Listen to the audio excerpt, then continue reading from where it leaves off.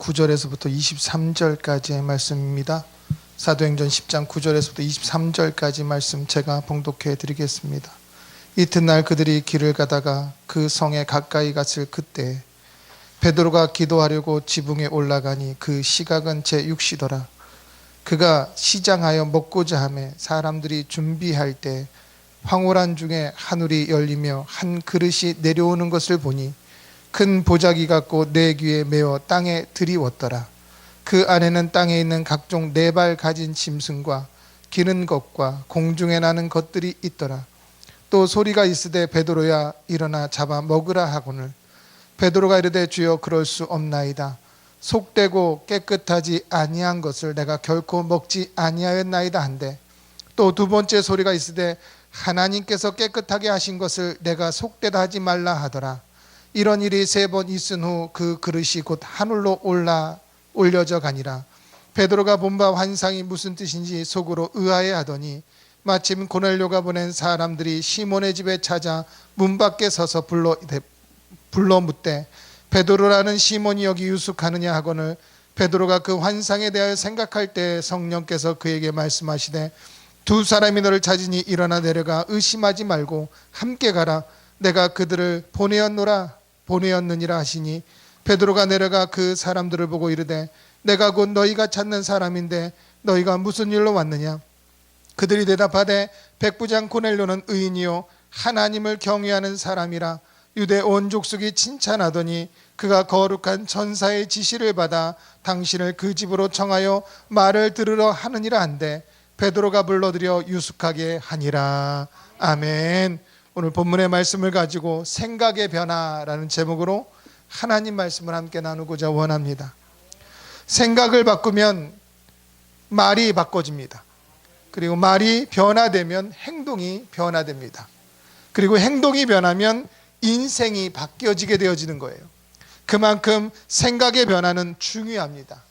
4,000년이라는 시간 동안에 이스라엘 백성들, 다시 말하면 유대인들은 메시아를 기다려왔어요. 그들은 성경에서 말씀하신 대로 다윗의 자손에서 이스라엘을 구원할 메시아를 기다려왔습니다. 구약에서 가장 극적으로 메시아를 예언하고 있는 책이 이사야 선지서입니다. 이사야의 이름의 뜻은 하나님은 구원이시다입니다. 이사야는 메시아의 탄생으로부터 시작해서 사명, 고난, 죽으심, 성품까지 예언하고 있습니다. 이사야서 7장 14절에 보면 그러므로 주께서 친히 징조를 너희에게 주실 것이라 보라 처녀가 잉타하여 아들을 낳을 것이요 그 이름을 임마누엘이라 하리라 라고 탄생에 대한 예언을 하고 있습니다. 그리고 이사야서 9장 6절에서 7절의 말씀에 보면 이는 한 아이가 우리에게 낳고 한 아들을 우리에게 주신 바 되었는데 그의 어깨에는 정사를 메었고 그 이름은 기묘자라 모사라 전능하신 하나님이라 영존하신 아버지라 평강의 왕이라 할 것임이라. 그 정사와 평강의 더함이 무궁하며 또 다윗의 왕자와 그의 나라에 군림하여 그 나라를 굳게 세우고라고 예언하고 있다는 것이죠.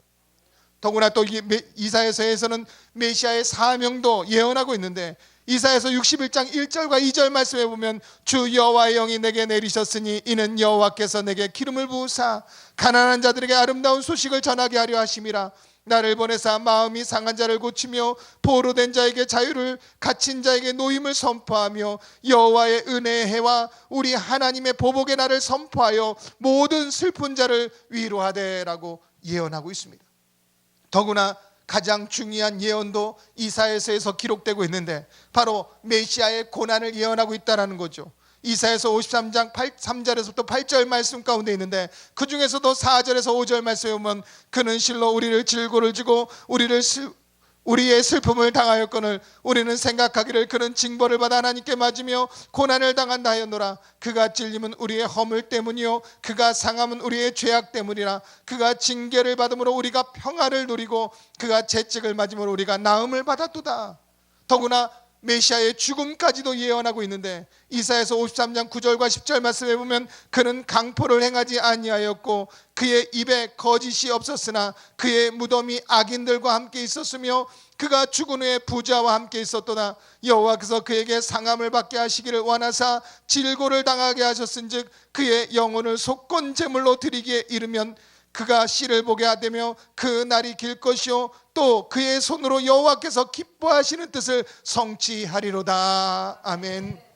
다시 말하면 메시아의 죽음은 바로 여호와를 기뻐하시는 뜻을 이루는 것이라고 예언하고 있다는 것이죠. 더구나 또 이사야 42장 1절과 4절 말씀에 보면 메시아의 성품까지도 예언하고 있는데, 내가 붙드는 나의 종 내 마음에 기뻐하는 자 곧 내가 택한 사람을 보라. 내가 나의 영을 그에게 주었은즉 그가 이방의 정의를 베풀이라. 그는 외치지 아니하며 목소리를 높이지 아니하며 그 소리를 거리에 들리게 하지 아니하며 상한 갈대를 꺾지 아니하며 꺼져가는 등불을 끄지 아니하고 진실로 정의를 시행할 것이며 그는 쇠하지 아니하며 낙담하지 아니하고 세상에 정의를 세우게 이르리니 섬들이 그 교훈을 앙망하리라. 아멘. 이처럼 아주 정확하게 확실하게 메시아에 대한 예언의 말씀을 이사야 선지자를 통하여서 말씀하고 있습니다. 그리고 구약의 전체를 보면 메시아의 예언으로 가득 차 있는 것은 저와 여러분들이 다 알고 있는 사실이기도 합니다. 그러나 자신의 생각을 바꾸지 아니하므로 유대인들은 메시아가 예언대로 오셨음에도 불구하고 그 메시아를 영접하지 아니함을 보게 됩니다. 그래서 요한복음 1장 10절과 11절의 말씀에 보면 그가 세상에 계셨으며 세상이 그로 말미암아 지은 바 되었으되 세상이 그를 알지 못하였고 자기 땅에 오매 자기 백성이 영접하지 아니하였으나 라고 그렇게 기록하고 있다는 것이죠. 사랑하는 성도 여러분, 생각이 변화하여야 합니다. 생각이 변화하여야만 우리의 인생도 바뀌어지게 되어지는 겁니다. 세상 가운데 살다가 예수님을 믿고 믿음 안에 들어왔다면 우리의 생각은 세상에서 세상 생각과 같은 생각이 아니라 믿음의 생각으로 바뀌어지는 역사가 일어날 줄 믿습니다. 그렇다면 우리는 어떤 생각을 변화시켜야 할까요? 첫째로 자신의 고집된 선입관을 변화시켜야 합니다. 오늘 본문은 노마의 백부장 고넬로에서부터 시작됩니다. 노마의 백부장인 고넬로에 대하여 사도행전 10장 2절에 이렇게 설명하고 있습니다. 그가 경건하여 온 지방과 더불어 하나님을 경외하며 백성을 많이 구제하고 하나님께 항상 기도하더니, 고넬로는 비록 이방인이었지만 경건한 자로서 하나님을 경외하고 구제하며 기도의 사람이었다는 것입니다. 그런데 유대인들은 할례 받지 못한 이방인들은 짐승 취급하였습니다. 이방인들은 단지 이방인이란 이유로 죄인을 취급받았고 유대인들은 이방인과 교제하는 것을 법으로 통제를 받았다는 것이죠. 그래서 사도행전 10장 28절에 보면 베드로가 이렇게 고백합니다. 유대인으로서 이방인과 교제하며 가까이 하는 것이 위법인 줄을 너희가 알거니와.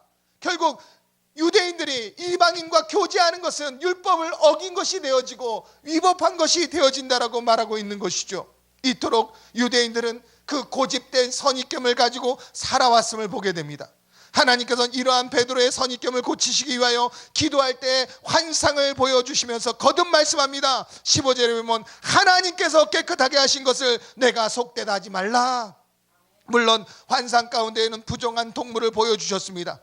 그래서 베드로는 유대인답게 14절에 보면 주여 그럴 수 없나이다. 속되고 깨끗하지 아니하는 것을 내가 결코 먹지 아니하였나이다 대답합니다. 이러한 대답은 레위기 11장 1절과 47절에 근거로 한 유대인다운 대답이었습니다. 그런데 이러한 고집된 선입견이 변화시켜야 된다는 것입니다. 사랑하는 성도 여러분, 내가 옳은 거에 대한 집착을 버리시는 저와 여러분이 될 줄 믿습니다.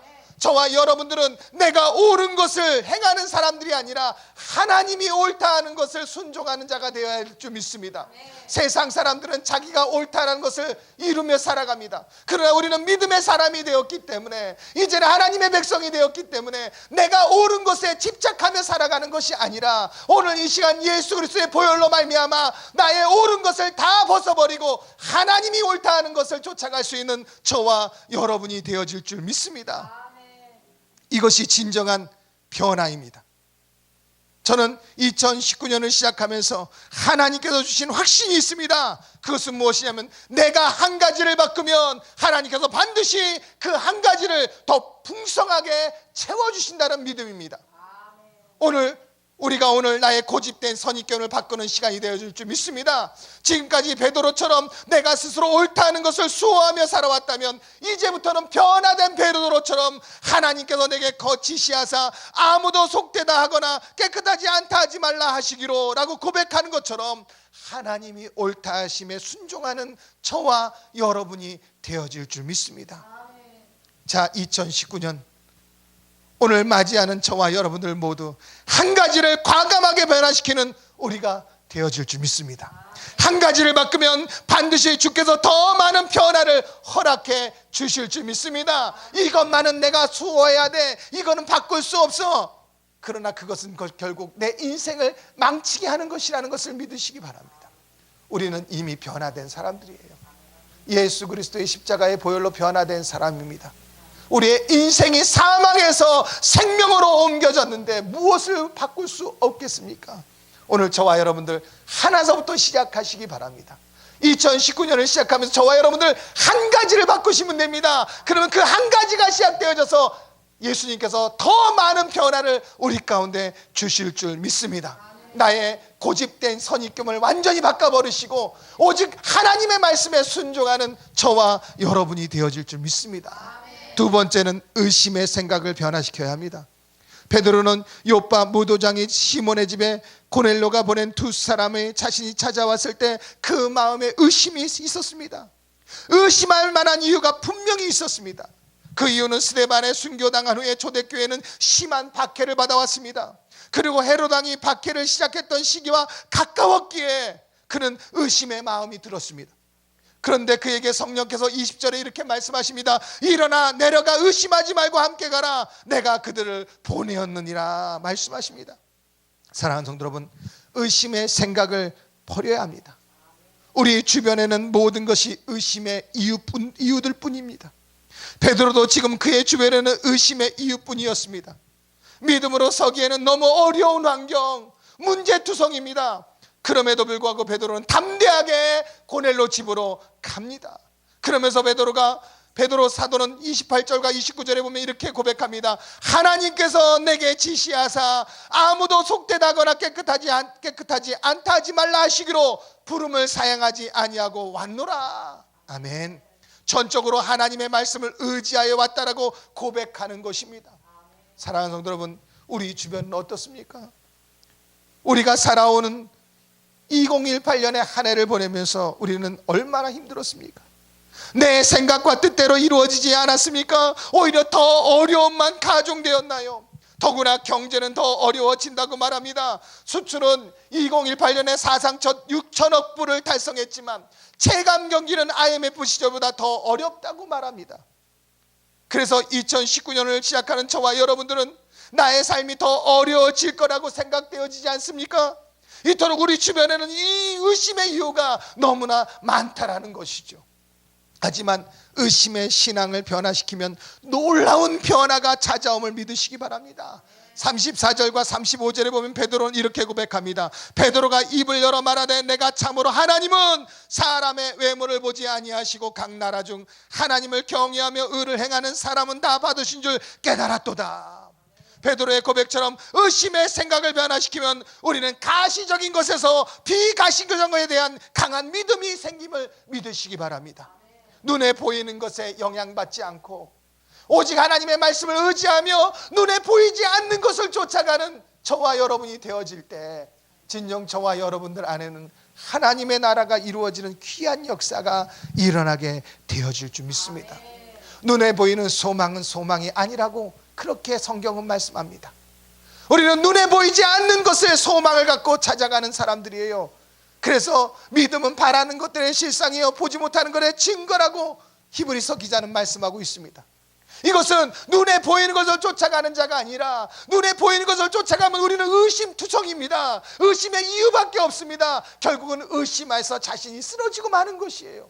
그러나 눈에 보이지 않는 소망, 바로 예수 그리스도의 십자가를 소망을 두고 살아간다면 주님이 나를 보내시는 어디라도 소망 가운데 갈 수 있는 믿음의 사람들이 되어질 줄 믿습니다.